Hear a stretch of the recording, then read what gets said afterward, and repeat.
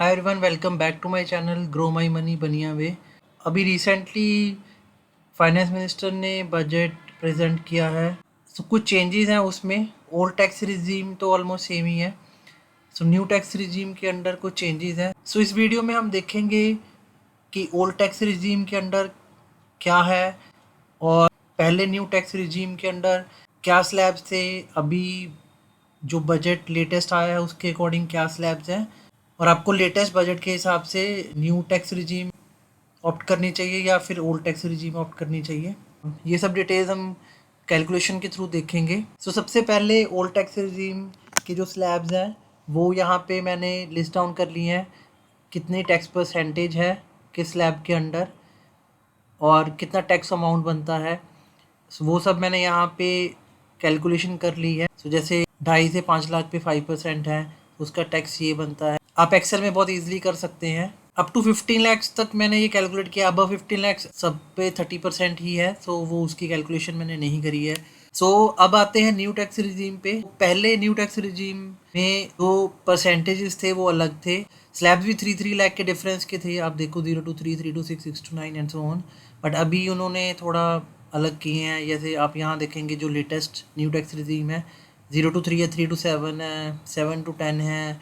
कहीं डिफरेंस 3 लाख का है, कहीं 2 लाख का है। वो मिक्स एंड मैच है इसमें। बट अल्टीमेटली 15 लाख तक अगर आप ओल्ड टैक्स रिजीम में है तो टैक्स बनता है 2,62,500। न्यू टैक्स रिजीम जो पहले थी उसके अंडर 1,50,000 बन रहा था, और जो अभी लेटेस्ट आया है उसमें 1,40,000 बन रहा है। बेसिकली यहाँ 10,000 का तो यहाँ बेनिफिट हुआ है।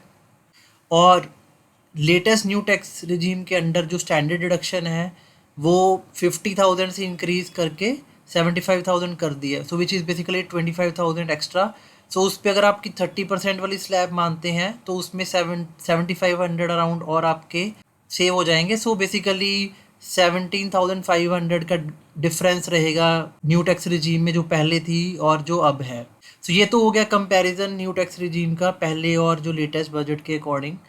अभी देखते हैं कि आपके लिए कौन सा अच्छा है, न्यू या ओल्ड। उसके लिए मैंने ये स्लैब्स को ब्रेक डाउन किया है ताकि थोड़ा हमें ज़्यादा इजीली समझ आ सके। जैसे मैंने 0 to 2.5 लाख में ब्रेक कर दिया, 2.5 to 3, ताकि ये यूनिफॉर्मिटी रहे, दिख जाए मेरे को कि किस रिजीम में किस स्लैब में कितना मेरे को पे करना पड़ रहा है। 2.5 और 3 के बीच में अगर तो आप न्यू टैक्स रिजीम में है तो कुछ नहीं पे करना, ओल्ड में 2,500 पे करना है। ऐसे ही 3 to 5 lakh and so on. अगर आप ये टोटल करेंगे ये सेम ही आना चाहिए, और सेम ही आ रहा है। न्यू टैक्स रिजीम के अंडर 1,40,000 और ओल्ड के अंडर 2,62,500। ये डिफरेंस बेसिकली अगर आप कैलकुलेट करेंगे, मैं आपको कैलकुलेशन दिखा देता हूँ। मैंने इसको इससे माइनस किया और ये जो ऐड किया है वो मैंने एडिशनल जो 25,000 है, क्योंकि ओल्ड टैक्स रिजीम में स्टैंडर्ड डिडक्शन 50 की ही है, उसमें कोई चेंज नहीं है। बट न्यू में अभी 75,000 की है। वो जो एडिशनल 7,500 है 30% टैक्स स्लैब मान के 25,000 की, वो यहाँ मैंने ऐड कर दिया कि इतना टैक्स डिफरेंस रहेगा आपका। इसमें मैंने अभी सेस नहीं कंसीडर किया जो 4% ओवर एंड अबव लगता है, बट फॉर अ सिंप्लीफिकेशन बस टैक्स तक ही कैलकुलेशंस रखी हैं।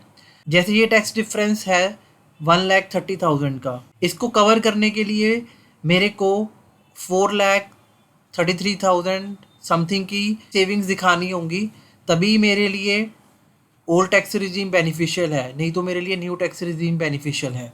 ये सेविंग्स आप कैसे कर सकते हैं? जो मेन डिडक्शंस हैं वो ही मैं कवर कर रहा हूँ। ओवर एंड अबव इसके भी कुछ डिडक्शंस हो सकती हैं, जैसे डोनेशंस वगैरह, नॉर्मली हर कोई नहीं करता। First of all is ATC। ATC में 1.5 लैक्स आप कर सकते हो। EPF आ जाता है, PPF आ जाता है, लाइफ इंश्योरेंस प्रीमियम आ जाता है मेनली। अच्छा, इसके अलावा 50,000 की additional over and above ATC जो है आप NPS में कंट्रीब्यूशन कर सकते, ATCCD 1B के अंडर। इसका आपको एडिशनल 50,000 का डिडक्शन का बेनिफिट मिल जाएगा। और NPS लॉन्ग टर्म के लिए एक अच्छी ऑप्शन है। आप उसमें चूज़ कर सकते हो कि इक्विटी में कितना और डेट में कितना रखना है आपको। वो एलोकेशन लॉन्ग टर्म में आपको अच्छा रिटर्न दे देता है ये। अच्छा, अब होम लोन इंटरेस्ट है उसका अप टू 2 लैक्स है। इसके अलावा 80D सेक्शन होता है मेडिकल इंश्योरेंस, इसकी डिडक्शन 25,000 to 1 लाख वेरी करती है। अगर तो सिर्फ आप अपनी फैमिली के लिए कर रहे हैं और कोई सीनियर सिटीजन नहीं है तो वो 25,000 है। अगर आपके पेरेंट्स के लिए भी कर रहे हैं आप, वो भी सीनियर सिटीजन नहीं है, तो 25,000 एडिशनल, तो उस केस में 50,000 हो जाएगा। अगर आपकी फैमिली में कोई सीनियर सिटीजन नहीं है इमीडिएट फैमिली में, बट आपके पेरेंट्स सीनियर सिटीजन है, तो आप उनके लिए 50 कर सकते हो और अपना 25 हो जाएगा, तो वो 75, 25 प्लस 50 75 हो जाएगा। और अगर आप खुद ही सीनियर सिटीजन हो और आपके पेरेंट्स भी सीनियर सिटीजन होंगे ऑब्वियसली, तो उसमें आप 80D में 1 लाख तक का डिडक्शन क्लेम कर सकते हैं। उसके HRA की एग्जामेशन है, तो मैंने रेंट माना है 25,000। HRA की कैलकुलेशन होती है which is minimum of 3 component, so मैं उसकी डेप्थ में नहीं जा रहा अभी इस वीडियो के लिए। एज्यूमिंग कि ये ही मिनिमम वाला कंपोनेंट है which is rent paid minus 10% of the basic. Let's assume कि आपकी बेसिक 70,000 है। बस जस्ट एक एवरेज नंबर लेते हुए ये कैलकुलेशन 2,16,000 आ रही है। उसके अलावा 80D में apart from the medical insurance premium, medical checkup भी आपका इंक्लूड रहता है, preventive medical checkup up to 5,000, वो इंक्लूडिंग योर इमीडिएट फैमिली और पेरेंट्स का ही होता है, ये इतना ही है। और कई बार होता है कि कुछ कंपनीज में सोडेक्सो की ऑप्शन रहती है। ये पहले कूपन्स आते थे बट अब ये कार्ड की फॉर्म में आ रहा है, सो इसका भी 2,200 पर मंथ अराउंड की मैक्सिमम कैपिंग रहती है, सो उसका भी कंसिडर करते हुए अगर ये आपकी सारी डिडक्शंस का टोटल 4,33,000 से ऊपर है, सो आपके लिए ओल्ड टैक्स रिजीम बेनिफिशियल रहेगी। अदरवाइज आपके लिए न्यू टैक्स रिजीम बेनिफिशियल है, सो उसके अकॉर्डिंग आप अपनी टैक्स रिजीम चूज़ कर सकते हैं और जो भी आपके लिए बेनिफिशियल है उसके अकॉर्डिंग आप टैक्स बेनिफिट्स ले सकते हैं।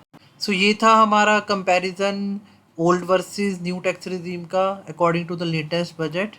अगर आपके कुछ क्वेश्चंस हैं आप कमेंट्स में पूछ सकते हैं। सो अगर आपको ये वीडियो अच्छा लगा और आप फ्यूचर में ऐसे वीडियोस देखना पसंद करेंगे, please subscribe to my channel and like this video.